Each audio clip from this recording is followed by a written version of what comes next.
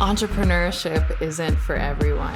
You know what? I really want to build a successful coaching business, but I want to know if this is right for me. The key characteristics that I found that all of my most successful clients have had, and you can see if you have these characteristics too. So let's get into it.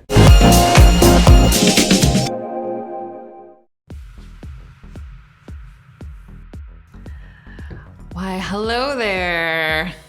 CourtneyLSanders here. Welcome back to my channel and my home, my dining room. If you're new to me, I'm a full-time certified 7-figure life and business coach, as well as wife and mom, CEO. I wear all the hats and do all the things. And I feel very fortunate that I've been an entrepreneur for almost a decade now. I went full-time in my business Labor Day 2016.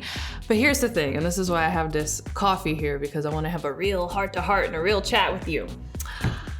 Entrepreneurship isn't for everyone, right? So in this video, I was thinking about my best clients, those that we've been able to get amazing results for, and I recognized that they all had something in common.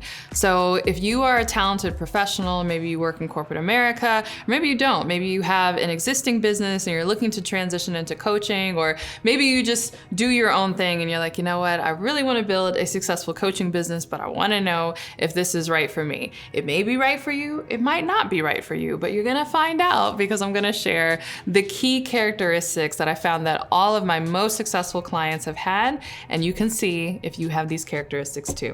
So let's get into it. All right, the first characteristic that my most successful clients had is that they had a valuable, visible victory.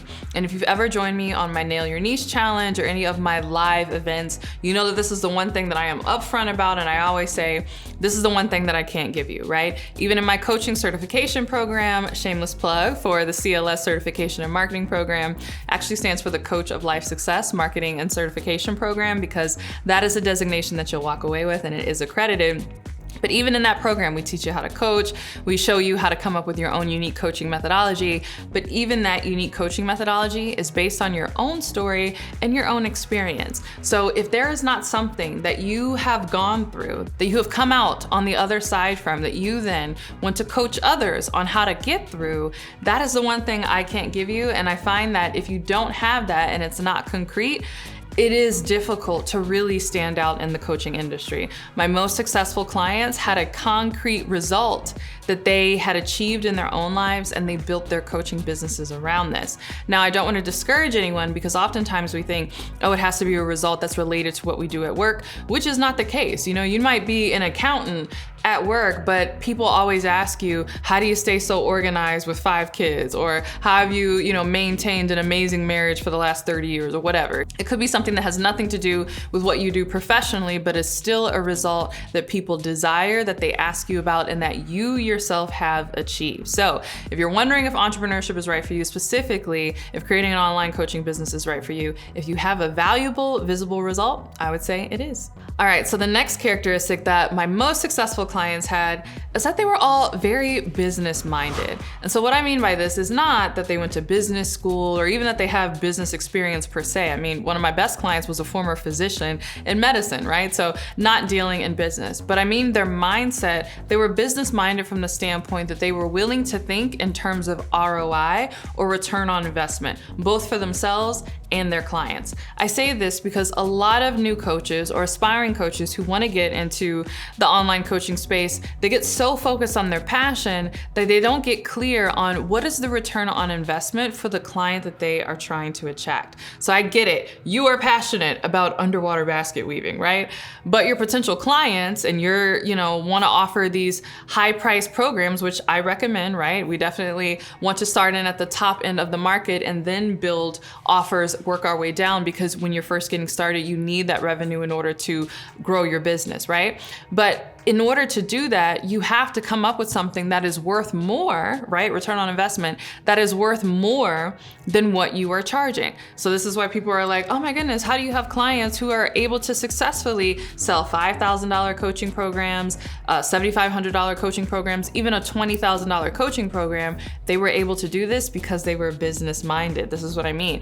They focus on a transformation that they could provide that was worth more than the price they were charging. And yes, even the client that I had who offered a $20,000 coaching program that she sells to this day, the value that her clients get from that is more. It's 5 to 10x the 20K that they're paying, which is why they're able to pay it. So you gotta be business minded, but my clients are also business minded when it comes to themselves. They're always thinking in terms of ROI, and they're not scared to invest because they understand what the ROI is going to be.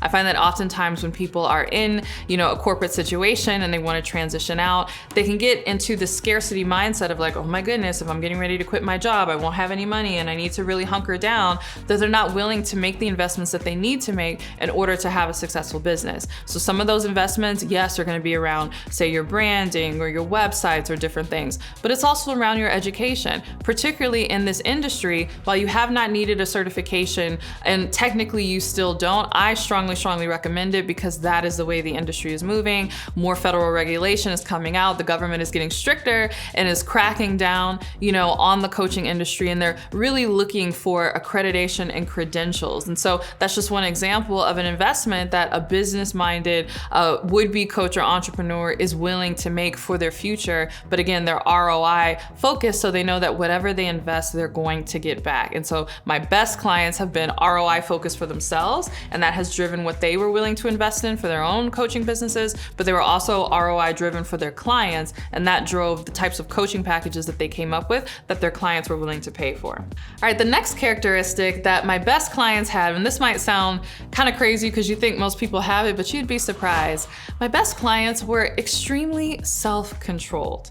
And so what I mean by that is that they had an internal mastery over their emotions, even when things weren't working their way, even when things weren't going their way in my coaching program, right? I've had quite a few people who come in and they're like, oh my goodness, I've taken 5 sales calls in this week and not one person has said yes, right? This is where self-control comes in. Do you melt down and you break down and you're like, this was the dumbest thing. I don't even know why I thought I could start this coaching business. I talked to 5 people who said that they were interested and not one person said yes. This must mean I should just rip up everything and I'm quitting and I should have never done this, right? No, obviously you don't want to be emotionally driven that way. My best clients were able to ride those initial waves, because you will have them when you're first getting started, because you're first getting started, right? You don't know what you don't know. And so they were able to take every so-called failure initially and use it as feedback in order to make adjustments to ultimately get to where they want to go.